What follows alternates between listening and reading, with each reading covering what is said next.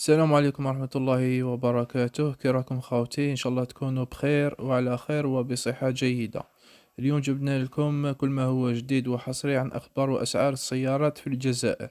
قبل ما نبدأ لا فيديو صلوا على الرسول عليه الصلاة والسلام. ديرونا جيم للفيديو تشجيعا، باش نستمروا في نشر المزيد. أبونيو في القناة وفعلوا زر الجرس ليصلكم كل جديد.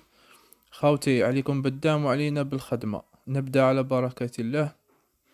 كشف سفير جمهورية كوريا في الجزائر يوكي جون إمكانية عودة الشركات الكورية الجنوبية العاملة في صناعة السيارات الكورية إلى الجزائر.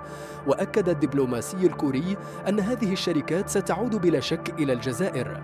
وتحدث يوكي جون في مداخلة له خلال ندوة حول تطور الاقتصاد الكوري وآفاق الشراكة الاقتصادية المعززة مع الجزائر المنظمة من طرف المدرسة العليا الجزائرية للأعمال عن إمكانية عودة الشركات الكورية الجنوبية العاملة في صناعة السيارات الكورية إلى الجزائر.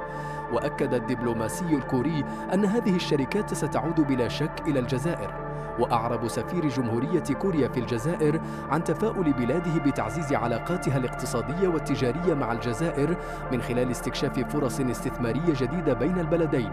وأشار السفير إلى أن المستقبل بين الجزائر وجمهورية كوريا يبشر بآفاق واعدة للغاية، مذكرا بأن الجزائر هي البلد الوحيد في إفريقيا الذي أقامت معه كوريا الجنوبية شراكة استراتيجية.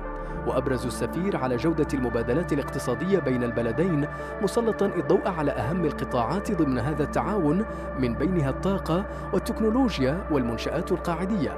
وفي السياق دعا إلى استكشاف الفوائد المتبادلة لاقتصادي البلدين من أجل تعزيز التعاون فيما بينهما. وحسب السفير بلغ حجم المبادلات التجارية مع الجزائر 3.4 مليار دولار سنة 2023، مع فائض في الميزان التجاري لصالح الجزائر.